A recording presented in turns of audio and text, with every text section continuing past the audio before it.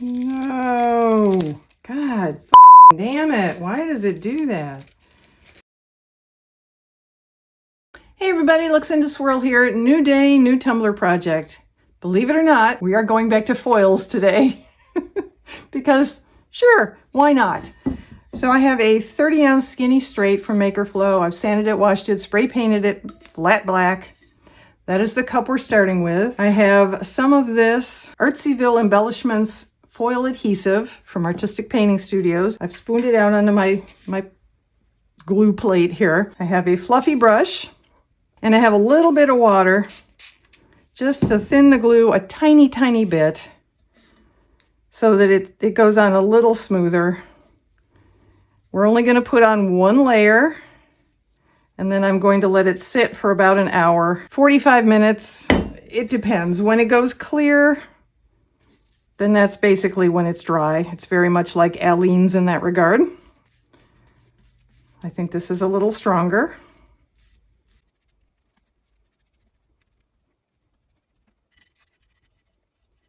I'm going to put this aside. Like I said, let it dry for about an hour, and I'll meet you back here then. We'll go on to the next step.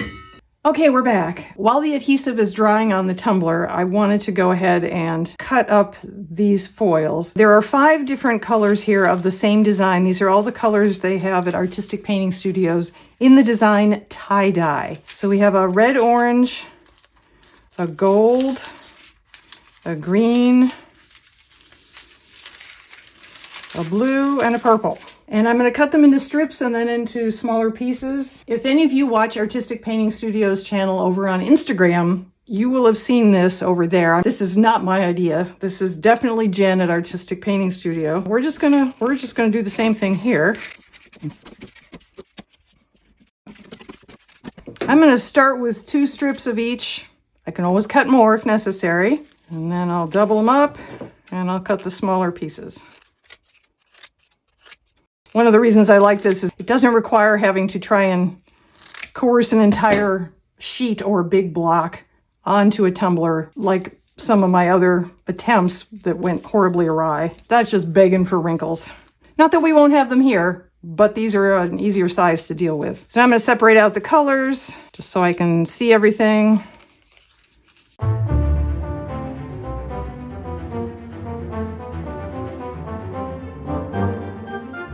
Okay, we have our pieces of tie-dye foil. We have our very sticky tacky cup. And I'm basically just going to place these on randomly, trying to avoid getting 2 pieces of the same color next to each other. So let's just let her rip. We're off to a great start, aren't we?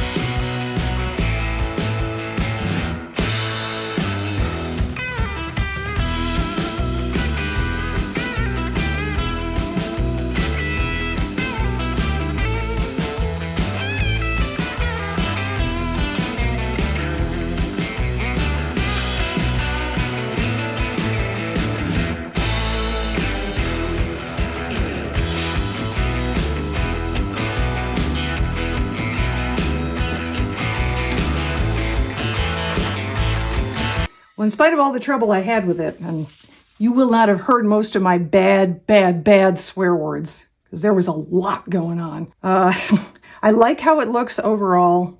We do still need to fix some spots where the clear plastic touched an adhesive spot, and when I tried to pull it off, it pulled the adhesive off with it. So now I have a collection of non-sticky spots all over the cup that I need to address, and I don't feel like waiting another hour. So we're going to use the Aleene's for that.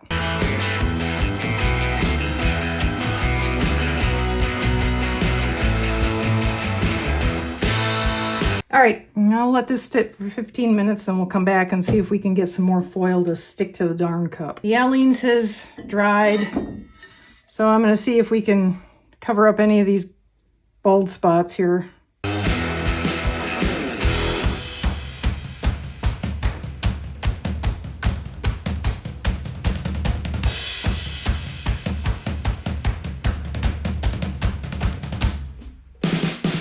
I don't know how that looks on camera. It looks pretty good here. I'm happy with it.